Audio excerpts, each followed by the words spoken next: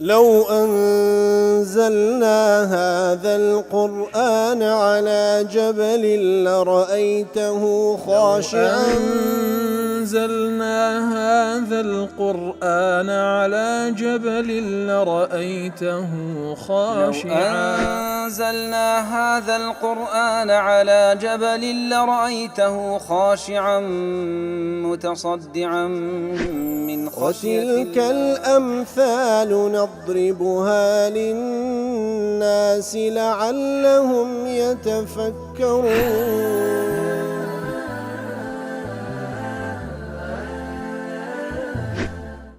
الحمد لله والصلاة والسلام على رسول الله وعلى آله وصحبه ومن والاه. السلام عليكم ورحمة الله. برزان خوش حالم لواني 1302 لواني كاين تفسير قرآن بيروز بيم وخزمتان ومن بس رزامن دي رب العالمين وهي دارم اوي آزي السودي لور بقرن. أعوذ بالله من الشيطان الرجيم. بسم الله الرحمن الرحيم. قال سوف أستغفر لكم ربي إنه هو الغفور الرحيم. برخوش وسان وكل آتكاني بيشوتر وكل واني رابردو باسمان كر كاتك وكركاني يعقوب عليه الصلاة والسلام بفرماني يوسف عليه الصلاة والسلام قميصكي يوسف ديننا ولوكوا بيجينا تاوكاني يعقوب تاوكو تاوكاني تاق ببنوا يتر بفعلي حركة لمصر أو قافلة بريدة كوي يعقوب لزيقاي خوي للشام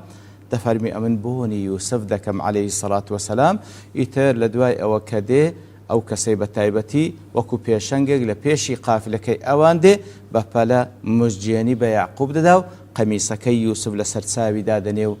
بوشي ويعقوب تاوكان لو دقريته بفرماني الله تعالى إن ذاكركان هموي بيكوا داواي لبردن دكن لبابيانو داوا دكن كوا داواي استغفار دكنو لبردن دكن كيعقوب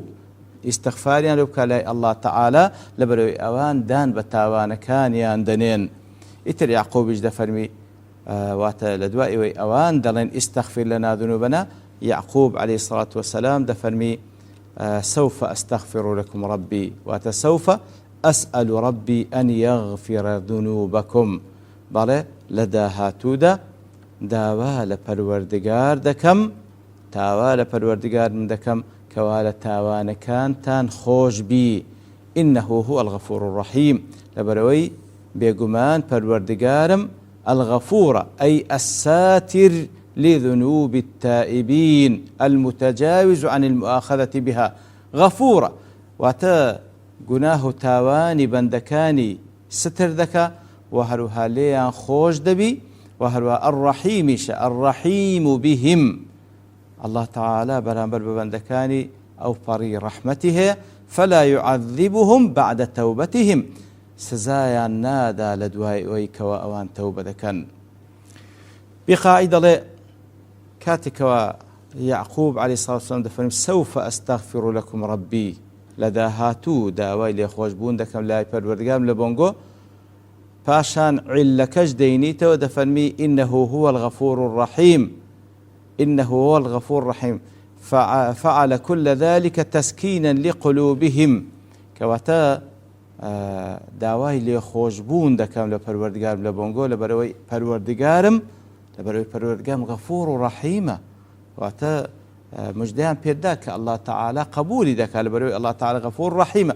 يثبو الشيء لقليان بازك والله من ذاته تسكينا لقلوبهم تاوكو دليان آرام بي وتصحيحا لرجائهم وتاوكو اوان كرزان هي خوي يقولان خوش بي أبيش سيشوان لبودك كوارزاكيان بقوة تربي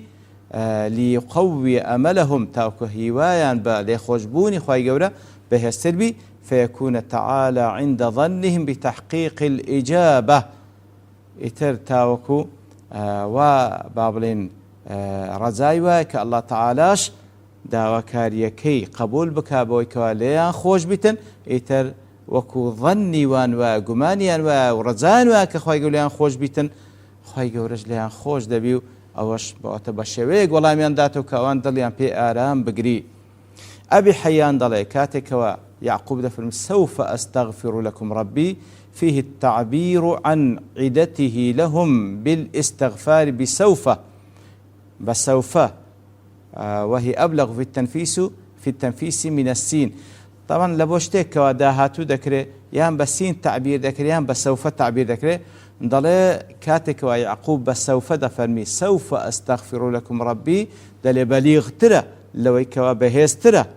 لويك بفرمي سأستغفر لكم ربي، وهروها وكوزانا فرقش كجباز كان سوف كالبويك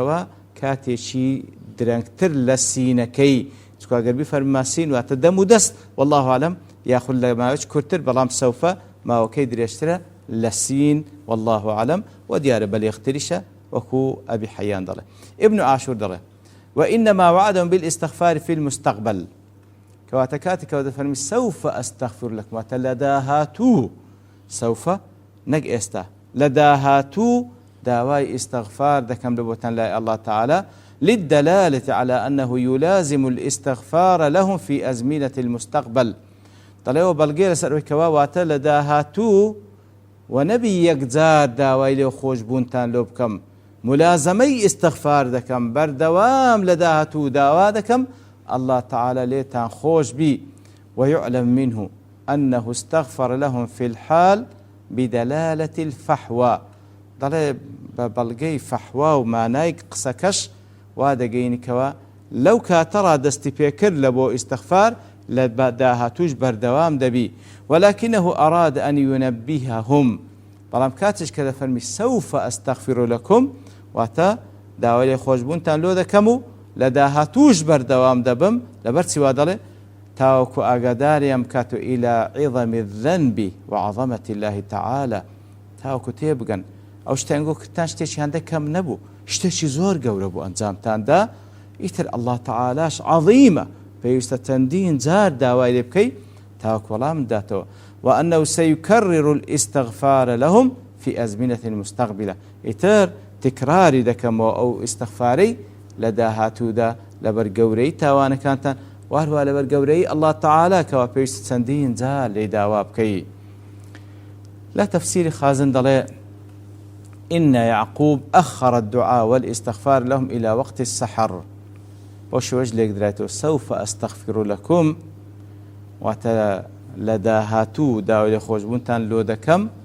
ضلي استغفاركي تأخير كر لبوكاتي سحر لبوكاتي باشيو سيشي أخيري شو لأنه أشرف الأوقات لبرو سيشي أخيري شو ديال أشرف الأوقات بيروسترين كاتكاني الشوى، وهو الوقت الذي يقول الله فيه هل من داع فأستجيب له. وقت نزول إلهي سيش أخير شو وقت نزول إلهي سيش أخير شو كوكو بيان صلى الله عليه وسلم الله تعالى لسيش أخير شو ديت أسماني دنيا إن زاد فرمي هل من داع فأستجيب له هيت كسك هي داوا كارية هبي تاوكلوي جيب كم مراغيد لي الفارق بين جواب يعقوب كاتك كيعقوب والله من ذاته عليه الصلاة والسلام بيان دفن سوف أستغفر لكم ربي، وفرق بين جواب يعقوب لقال جواب يوسف عليه الصلاة والسلام كيكسر بيان دفرمي لا تثريب عليكم اليوم يغفر الله لكم وارحم الراحمين. يوسف يكسر دفرمي هيز قليتان لناكم وتهر دتان بورمو هيز قليشتان لناكمو الله تعالى ليتان خوش بي كأرحم الراحمين. بلام يعقوب دفرمي سوف أستغفر لكم لداهاتو داولي خوش بنتان لذكم. تالي فرق لبيني أو دو جوابا تساندين خال لخوي دقري كوا حكمت دا يكميان أن حال أبيهم معهم حال المربي المرشد للمذنب. تالي بابيان بوشيوي تعاملو هالسكوتان لقال دكا وكو مربيك وكو پروردكارك وكو مرشدك كتوزيهيان دكا لبو كسيشي تاوان بار لا حال المنتقم الذي يخشى أذاه. حال بابيان وحال أوينية كوا وان لي بترسن كوا انتقام بكاتو وان بترسن لو كوا طولان لي بكاتو لا هو مربية بابيان مربية وكو پروردكارك إرشاديان دكا وليس من حسن التربية ولا من طرق التهذيب أن يريهم أن ذنبهم هين لديه حتى يعجل بإجابة مطلب الاستغفار له. كواتا یەکێک لە شێوازەکانی تربیەت و پەروەردەی چاک و لە بۆ ئەوەی کەوا ئەوان باش تێبگەن ببیتە دەرسێک لە بۆیان ئەوەیە کەوا ناڵێ یەکسەر داوای لێخۆشبوونتان لۆ دەکەم بەڵکو لە داهاتوو داوای لێخۆشبوونتان لۆ دەکەم تاکو تێیان بگەی ئەنە ذەنبەهم لەیسە هەیین ڕاستی ئەو تاوانەی ئەوان کردیان شتێکی کەم نییە دەم و دەست داوای لێخۆشبوونیان لۆ بکاتن بەڵکو دەڵێ سەوفە ئەستەغفر لەکم تاوکو دڵیان معەڵق بەو سەوفەیە کەوا لە داهاتوو دەبی کەنجین دوعایەکەمان لێ بکە دەبی کەنجین خوای گەورە قبولی بکە ئیتر لەو وەجە لەو ترسەدا بمێنێن باشترە لەوەی کەوا بتە دەرسێک لە بۆیان ئەوها بە ئاسانی تاوان ئەنجام نەدەن کەواتە ئەوە لە وەکو مڕەبیەک یعقوب بەو شێوەی عەلەیهی سڵاو وسەلام وەڵامیان داتەوە. دووەم أن ذنبهم لم يكن موجها إليه مباشرة وهروها كاتك يعقوب بوشي ولا من عندها البري خو تاوانك كأوان كرديان راستو خو توجيه يعقوب نكرا بلكو توجيه يوسف بنيامين براي كرابو كواتا راستو خو تاوانك كان لبرانبر يوسف براكي أنزام دا إنزا بنتيجة ثم إليه بالتبع واللزوم إنزا بنتيجة دا لنتيجة دا كوان أو ظلم على يوسف لبراكي كر بنتيجة ظلمك جيش تبابشان إلا أنه ليس من العدل أن يستغفر لهم إلا بعد أن يعلم حالهم مع يوسف وأخيه. لويا عدالة نيكوا أو دم دست داوای لێخۆشبوون بکا لە بۆیان کە هێشتاش نازانین داخۆ یوسف لێیان خۆش بووە یان نا بنیامین لێیان خۆش بووە یان نا ولم يكن يعقوب قد علم بعفو يوسف عنهم واستغفار لهم. دیارە ئەو کاتی کە یعقوب وا دەفەرمی نەیزانی کەوا یعقوب دەم و دەست لێیان خۆش بوو و داوای ئیستغفاریش لێیان کردێ. لێیە تەعجیلی دەکا ئیستغفارەکەی لە بۆ ئەوان تاوەکو بزانین داخوا ئەوانەی کە مباشرەتەن ستەمیان لێکرا لە دەستی ئەوانە ئەوان داخوا لێیان خۆش دەبن یان نا. لە خاڵی سێم أن هذا ذنب كبير وإثم عظيم طال عليه الأمد. ڕاستی ئەو گوناهی ئەوان ئەنجامیانە گوناهێکی گەورەیە گوناهێکە کەوا زۆری بەسەردا چووە لە زەمن وحدثت منه أضرار نفسية وخلقية ئیتر لە نەتیجەدا چەندین زیانی نەفسی و لە خوڕەویشتیان دروست کردێ وأعمال كان لها خطرها وهروە چەندین کردەوە دوواداتی کە بەڕاستی گەورن فلا يمحى إلى بتوبة نصوح لێ ئەو تاوانەها بە ئاسانی لەسەریان لا ناکەوێت مەگەر تەوبەیەکی نەسوح نەکەن فلا يحسن بعدئذ من المربي الحكيم أن يسارع إلى الاستغفار لمقترفيها عقب طلبه. كواتلوية وكو مربية حكيم وخاون حكمة فلناك لو كوازو داوای لێخۆشبوونی داوای لێخۆشبوون لەو کەسانی کەوا ئەو تاوانە گەورەیان ئەنجام دا ئەگەر چی داواش دەکەن داوای لێخۆشبوون بکە حتى كأنها من هينات الأمور التي تغفر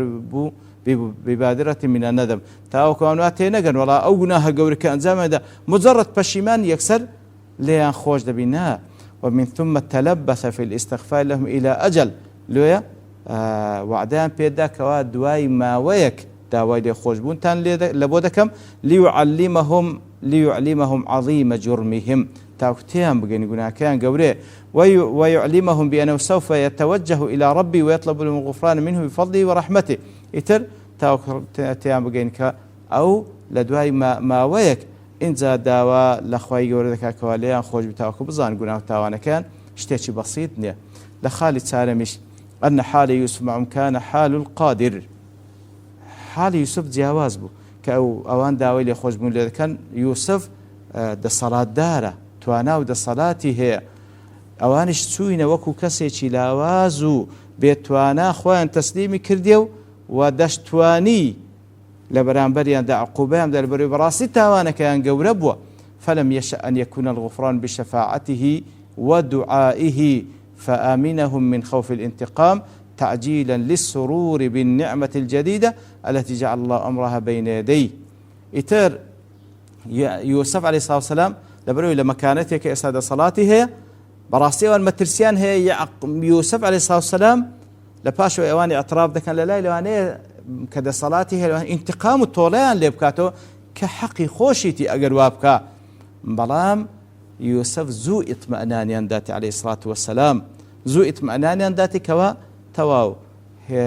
لێتان خۆش بووم هیچ گلەییشتان لێ ناکەم کەواتە العفو عند المقدرة زۆر مهمە. ئیتر لێ یوسف دەم و دەست لێیان خۆش دەبێ عەلەیهی سەڵات وسەلام بەڵام